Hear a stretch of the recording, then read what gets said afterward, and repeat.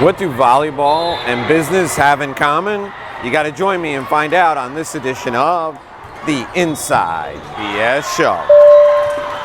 Hey now, it's Dave Lorenzo. I'm the godfather of growth, and I am with you live today from the Cloverleaf Volleyball Tournament here in beautiful Fort Lauderdale, Florida. It is a winter day for people in most parts of the country, but it's a beautiful 75 degrees and sunny in Fort Lauderdale at Port Everglades, where the convention center is.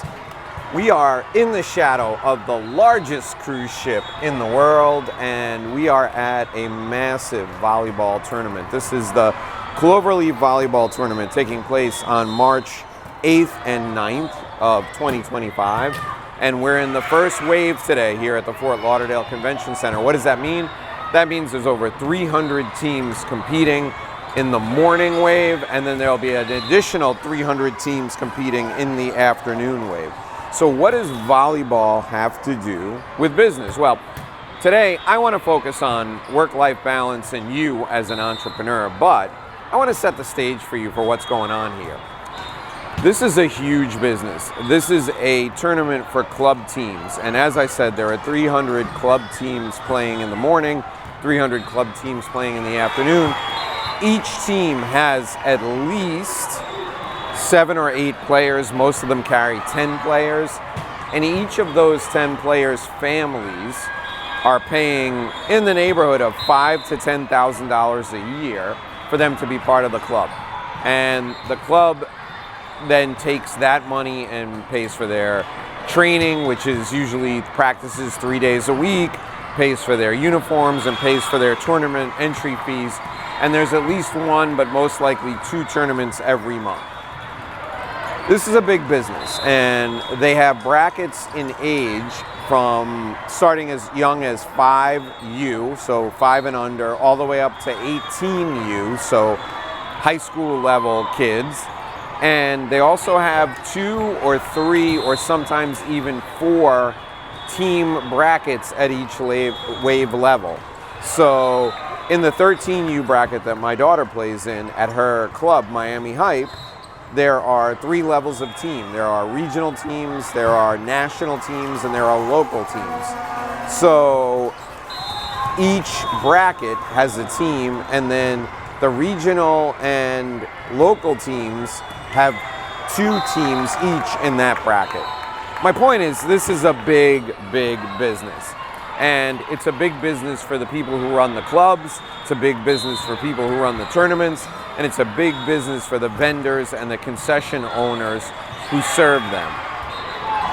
If you're an entrepreneur and your child is in team sports, like both of my kids are, you have to balance running your business with handling your kids' sports travel schedule. Today and tomorrow, we're up in Fort Lauderdale, which is an hour and 10 minutes from where we live. So we got up at like 4:30 this morning so that we could walk the dogs and get ready. We left the house at 6 to be here for 7:15 start time. Everybody does this, and they do this almost every single weekend. So how do you as an entrepreneur balance this with taking your kids to practices, handling your kids' day-to-day activities? I don't think there is a balance. I think what we strive for as business owners is we strive for work-life harmony. We strive to put things in perspective and make sure that our work and our life somehow fit together.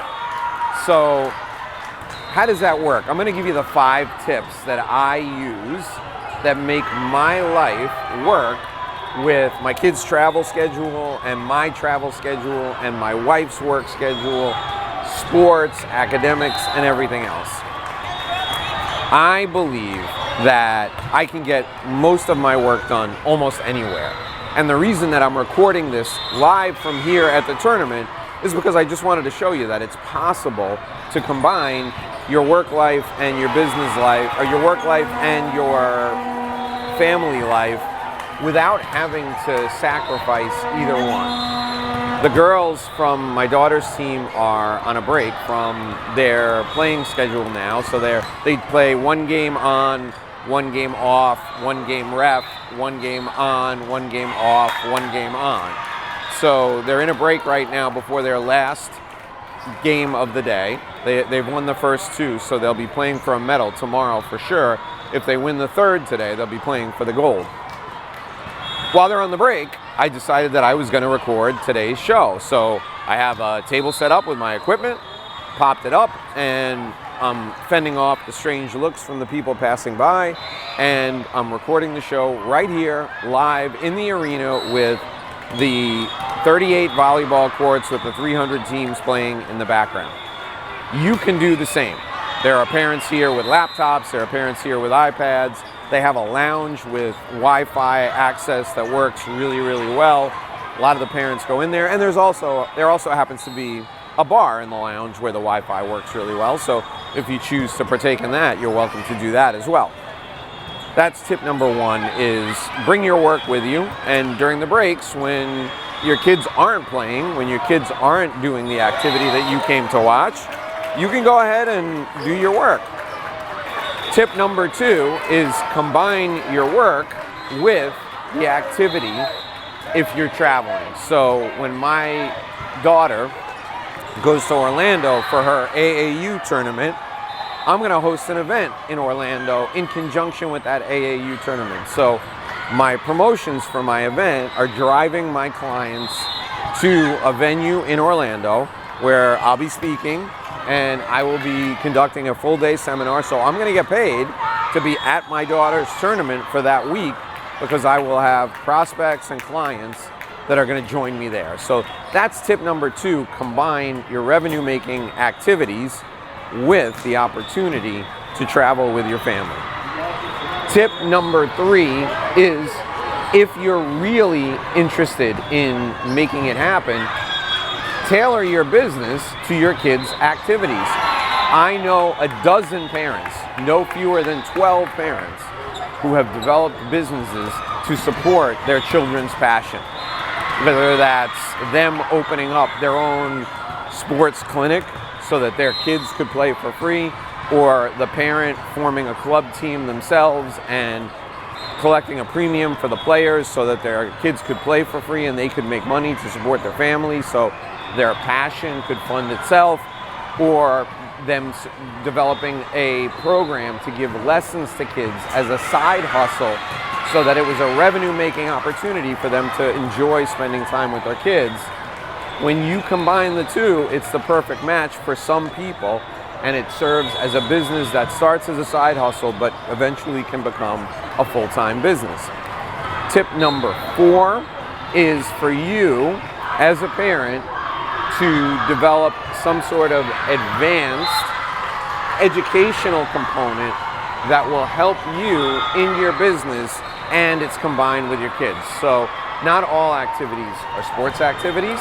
If your kids are into, like my son is, broadcasting, you and your child can travel and do podcasts together.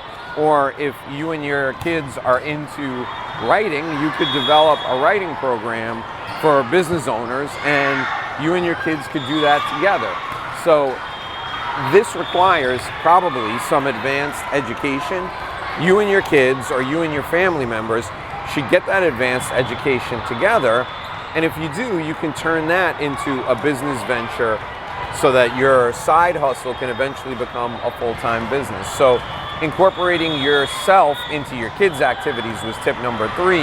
Incorporating your kids into your work is tip number 4. Finally, tip number 5 is my in case of emergency break glass, and that is to organize your business in a way that allows you to take the time off to support your kids' passion. So if your kids are part of a program where it requires your travel across the country and you can't incorporate that into your business, what you need to do is adapt your business so that you have people who can run the business in your absence, so that you don't have to be there and you can do what you want when you want with your kids. You only have one life, so you should have one calendar, one time scheduling system. Schedule your activities with your family separate from your activities with your business, but on the same calendar, in the same schedule, and make sure you have bulletproof coverage in your business so that when you don't need to be there, you don't have to be there. That's the balance part of it, but I really think it's a harmony part because you're putting everything on one calendar, on one schedule. I'm going to get back to the tournament here because I got to watch Miami Hype go for their third win in a row this afternoon. I'll be back here again with you tomorrow, my second day from the Cloverleaf Tournament in Fort Lauderdale. Until then, my name is Dave Lorenzo, and join me back here again tomorrow at 6 a.m. live from the Cloverleaf Tournament in Fort Lauderdale. I will see you tomorrow morning. Until then, I hope you make a great living and live a great life.